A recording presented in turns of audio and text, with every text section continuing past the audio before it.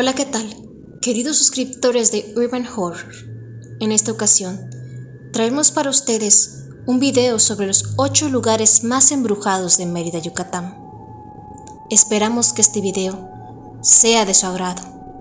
Y no olviden que pueden enviarnos sus experiencias al correo que dejaremos en la caja de información. Gracias por ver nuestro video. Hasta la próxima. La Casa El Pinar se encuentra en el casco histórico de la ciudad, una zona conveniente para los edificios soberbios que esperan la mirada de curiosos y turistas. La Colón es una de las avenidas más antiguas de Mérida. En ella se encuentran antiguas casonas y edificios que tiñen la calle 60 de una nostalgia color rosa.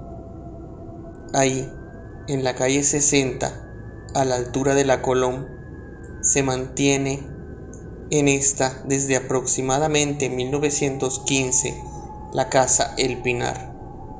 Según la historia de la casa, El Pinar era acceso al antiguo pueblo de Itzigná durante el auge del oro verde, lo cual la coloca como una de las mansiones henequeneras de la antigua Mérida más representativas.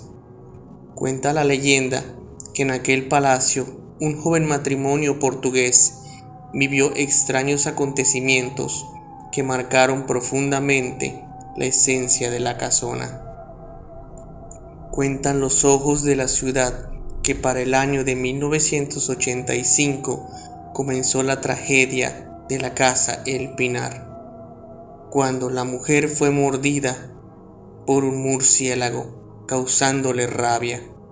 Recordemos que la rabia, enfermedad también conocida como hidrofobia y transmitida por perros, murciélagos, zorros, etc., causa en el humano síntomas físicos y mentales.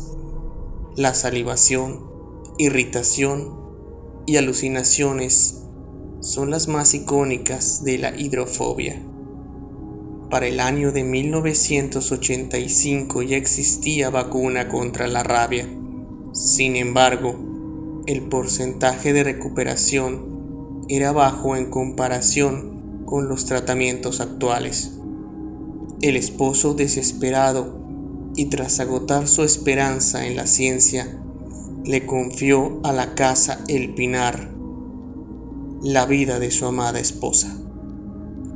Así fue como la encerró en una de las habitaciones de la mansión, dejando que la casa sea el infierno vivo de la mujer que solía llamar esposa.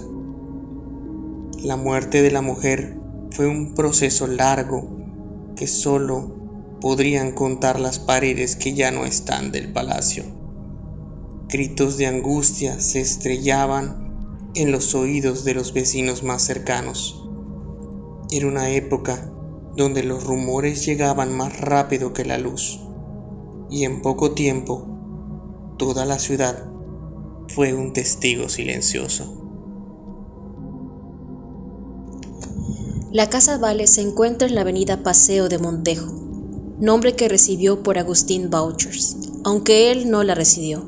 Fernando Rendón construyó la casa en 1905 y la terminó en 1908, hasta que en 1914 el señor Vales la adquirió y con el tiempo se le heredó a su hijo, Carlos Vales, como regalo de boda, cuando contrajo nupcias con Rosa María Cámara.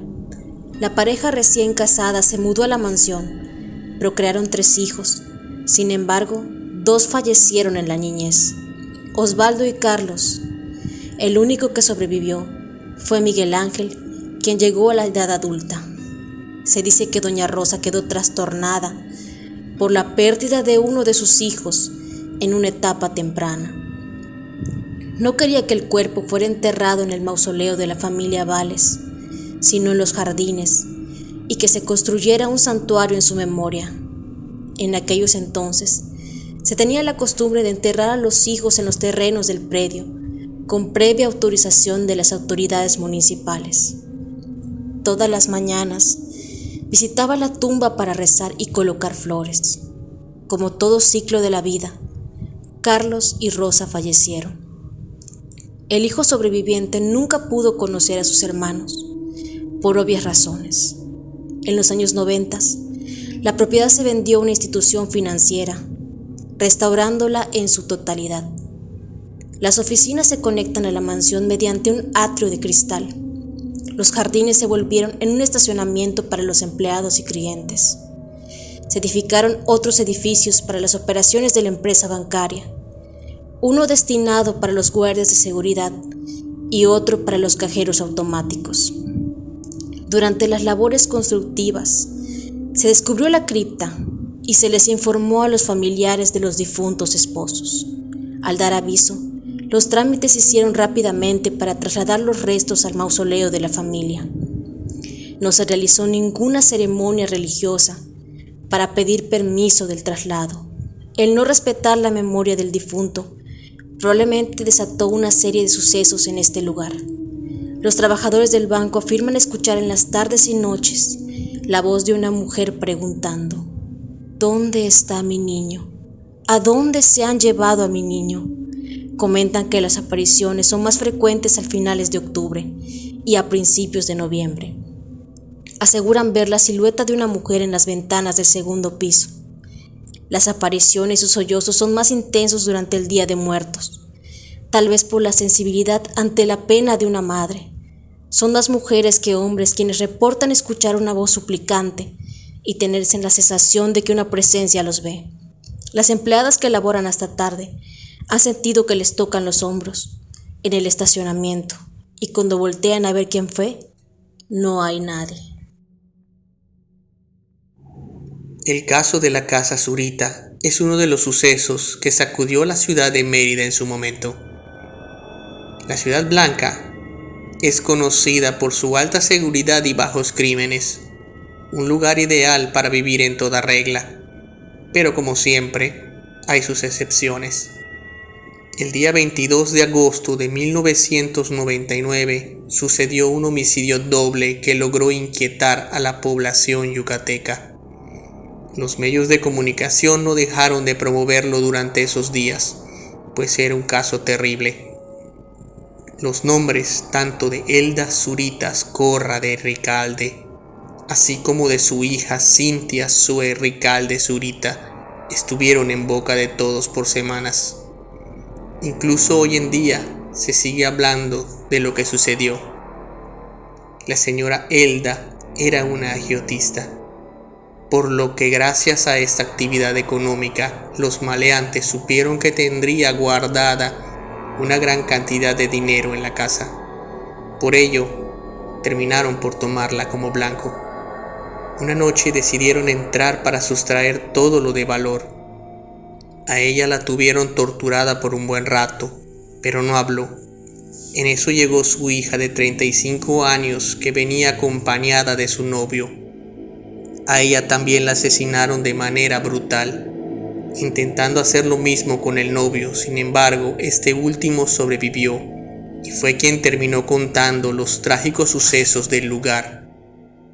Gracias a su declaración, se lograron atrapar a 4 de los 5 malhechores que entraron en esta casa.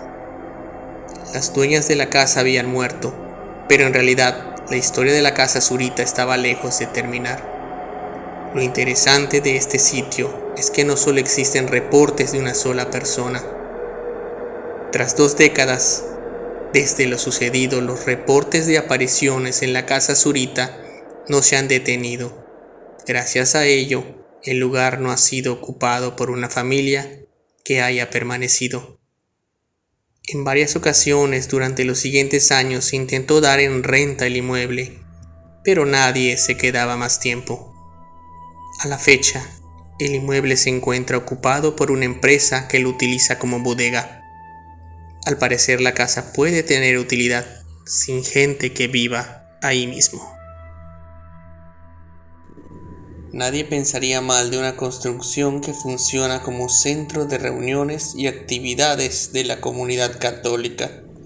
Sin embargo, la Casa de la Cristiandad está establecida sobre una historia real llena de desgracias y terror. Hace más de 40 años, este lugar fue un prostíbulo lleno de excesos y decadencia humana, donde se dice que se practicaban abortos y hubo al menos 3 asesinatos. Con espacios amplios y construcciones clásicas de su época, las habitaciones funcionaban como lugar de trabajo para bailarinas y meseras. La gente conservadora del pueblo bautizó este lugar como la casa del demonio, mientras que las autoridades no hacían nada para controlar esta situación. Se tiene registro de al menos 3 muertes en el prostíbulo. El primero durante una riña entre los parroquianos, en donde falleció de un disparo uno de los protagonistas del pleito. Otro murió desangrado cuando una prostituta, en defensa propia, le clavó un cuchillo en el vientre. Y el tercero murió de un infarto mientras estaba en uno de los cuartos. Tras años de permanecer abandonado, las autoridades decidieron donarlo a la iglesia, pero todo aquel que pasa puede atestiguar que no solo su apariencia macabra, sino que también aseguran hechos y sucesos paranormales constantemente. La hacienda San Pedro Cholul es una hacienda abandonada del municipio de Mérida. Se encuentra al oriente de la autopista que conduce de Mérida a Motul. El nombre San Pedro Cholul hace referencia al apóstol del mismo nombre, y Cholul, que en idioma maya significa madera en el agua. Dicha hacienda tuvo su máximo esplendor durante el auge nequenero, a finales del siglo XIX y a principios del XX. Se cuentan 2 historias que datan de esos tiempos, tratando de explicar el origen de su embrujo. La primera de ellas dice que existía en el sitio una pareja de trabajadores que estaban a punto de contraer matrimonio. Pero antes de que esto sucediera, un capataz de la hacienda ultrajó a la muchacha y como venganza, el prometido le quitó la vida. Pero el pobre campesino, al ser una buena persona, no pudo con el remordimiento de cargar a cuestas la muerte de un semejante y se suicidó al poco tiempo. Al enterarse de esto, los padres del trabajador, que eran brujos, lanzaron una maldición a la hacienda y todo el que se encontrara en ella. La segunda versión de los hechos cuenta que en 1910 el patrón de la hacienda era un hombre cruel que disfrutaba de maltratar y humillar a sus trabajadores. Les lanzaba monedas desde su balcón para pagarles el trabajo hecho, sin ofrecerles un sueldo fijo. En cierta ocasión que regresó de un viaje, todos los trabajadores esperaban por él, completamente enfurecidos. Lo bajaron del coche y lo agarraron a machetazos en la puerta de la casa grande. Cuando lo creyeron muerto, les dio una gran sorpresa, pues vieron que dentro de sus pantalones salía una enorme cola roja igual a la del diablo. Sea cual sea la versión real de lo que sucedió en aquellos tiempos, al día de hoy, la gente del pueblo se niega a hablar del tema, se enojan y se alteran si alguien les pregunta. Pasadas las 5 de la tarde, el lugar luce como si ya estuviera muy entrada la noche. El viento silba y sopla, cargando con él murmullos y quejidos, además de que se tiene la sensación de siempre ser observado o perseguido. Esto atrajo a muchos grupos satánicos que realizaron ahí incontables rituales. Hubo un tiempo que los pobladores del lugar tuvieron que montar guardia en el cementerio para evitar que estos practicantes del ocultismo robaran los cadáveres con los cuales realizaban sus actividades. Aún así, se puede ver por el lugar restos de animales y huesos humanos, así como ropa de personas de todas las edades regadas por el suelo. Se dice que en este lugar se abrió una puerta al infierno, porque en una pared se encuentra una estrella de 5 picos y un mensaje escrito en inglés que dice: Bienvenido, Satán. Algunos curiosos que han decidido entrar a comprobar todo lo que ahí sucede, ha presenciado una sombra que ronda alrededor de ellos, la cual advierten antes de verla, pues se siente su fuerte y maléfica presencia, que los llama por sus nombres. Incluso hay quienes después de marcharse de la hacienda, se han llevado a este ser de ultratumba hasta su casa, donde les causa la muerte, dejando marcado en su rostro una expresión de horror que no todos olvidan. Esta localidad ha logrado obtener mucha fama a nivel nacional, pues sus leyendas e historias han sido compartidas por medios de comunicación en todo el país, convirtiéndose incluso en un destino alternativo para los viajeros amantes de lo paranormal. Hoy, Misdebalán es un pueblo fantasma, después de que en 2005 todos sus habitantes optaron por abandonar el lugar, huyendo por el miedo que causaban los sucesos. Según cuentan, el pequeño pueblo, que llegó a tener 170 habitantes gracias al auge henequenero, ahora luce desolado y triste. La historia cuenta la desgracia que vivió don Fidencio, dueño de la hacienda del pueblo. El 22 de octubre de 1921, mientras caminaba acompañado de su hijo y un trabajador, fue interceptado y asesinado debido a un ajuste de cuentas. A la par, también se conoce la leyenda de Juliancito, un niño de 9 años de edad que fue violado por un peón mientras jugaba y que después se quitó la vida para no sufrir más. Es común también la historia de un monje que por las noches aparece en la iglesia del pueblo, la cual está justo frente a la entrada de la hacienda. Dicen que este supuesto espectro viste una túnica negra y sube al techo de la iglesia, que abre los brazos como recibiendo a los incautos que lo miran. Se afirma que el lugar a menudo ha sido usado para rituales satánicos y de brujería por el pasado oscuro del lugar. Sin embargo, son pocos los que conocen que en este enigmático poblado, cada 6 años un siniestro demonio hace acto de presencia para tender trampas a los inocentes. Nunca falta a los que logran volver para apoderarse de sus almas. Los más ancianos de los poblados cercanos advierten que deben tener cuidado del demonio que cada 6 años aparece en el mes de octubre, disfrazado de una persona normal que ofrece a los que llegan dinero, éxito y placeres a quienes están dispuestos a vender su alma. La mayoría de las personas lo toman a broma, eludiendo el ofrecimiento ante el evidente enojo del ser maligno, pero no ha faltado alguno que, siguiendo la broma, acepta el trato, enloqueciendo al poco tiempo y desapareciendo sin dejar rastro alguno. La historia de terror más moderna que registra Yucatán tiene como escenario a la Clínica Peninsular, en donde, según documentación local, se realizaron al menos 500 abortos clandestinos. La historia se ha contado en programas de televisión y por revistas especializadas en el marco del Día de Muertos.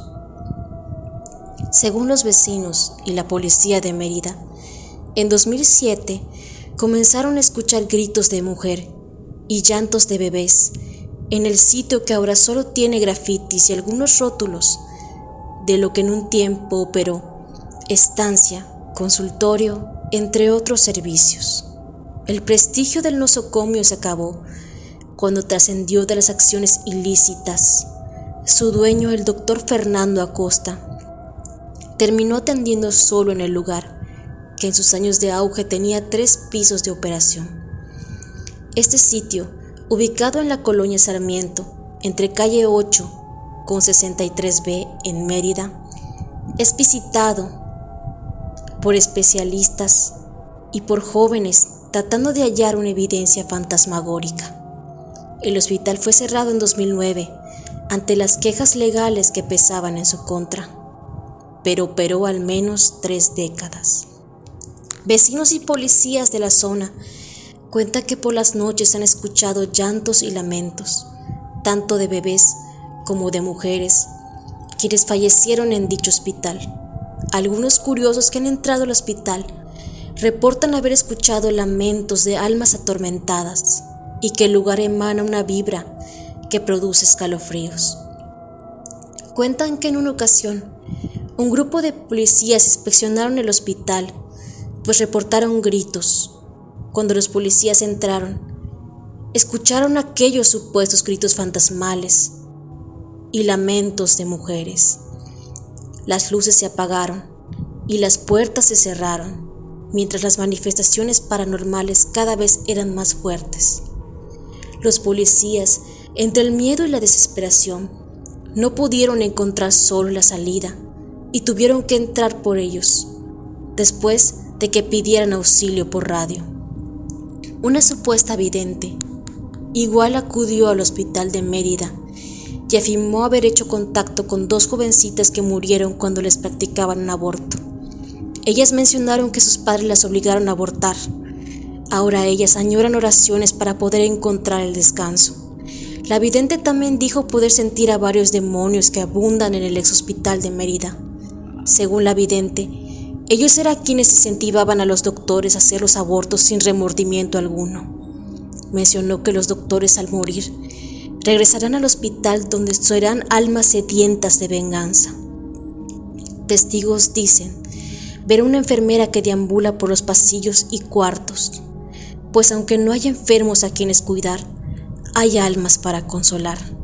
Personas que han ingresado al lugar dicen que solo con pararse en la puerta, la piel se te eriza y sientes el miedo en el cuerpo. Este sitio fue en su momento considerado como el mejor restaurante de Yucatán. Era el más grande, el más vistoso en cuanto a su arquitectura de estilo maya. Tiene en su interior una enorme réplica de Chichén Itzá y del observatorio, y en donde estaban los mejores espectáculos, ya que al mediodía bailaban vedettes cubanas. De hecho, el lugar fue inaugurado ni más ni menos que por la bailarina Olga Brinsky, quien era la más famosa vedette en todo el país en ese momento, ya que deslumbraba al salir al escenario con poca ropa, tocando el violín y con una enorme boa en su cuello. Ahora bien, de acuerdo a reportes de vecinos o personas que han pasado cerca de ahí, afirman que por las noches escuchan llantos, lamentos y voces raras, al grado de que consideran que podía tratarse de almas en pena, que deambulan por ahí. De acuerdo con la información que se ha podido recabar, en este sitio han muerto al menos 6 personas en diferentes épocas. 2 de ellas, cuando el sitio funcionaba, al parecer, era un cliente al que le dio un infarto y un mesero que tuvo un pleito con uno de sus compañeros. Y luego de que el lugar fue cerrado, este se convirtió en refugio de indigentes, vándalos, personas que acudían a tomar o drogarse. Y fue así como estos fallecieron ahí, pues de acuerdo con reportes hemerográficos, los cuerpos fueron encontrados en este sitio o arrojados allí. Asimismo, un viene que labora en este sitio, acomodando los autos de la gente que utiliza el estacionamiento de este lugar para acudir al centenario, asegura que en el mismo lugar falleció el hermano del dueño, ya que fue asesinado por sus amigos mientras estaban ingiriendo bebidas alcohólicas, y considera que es precisamente el alma en pena de este señor el que espanta a las personas que ingresan al lugar.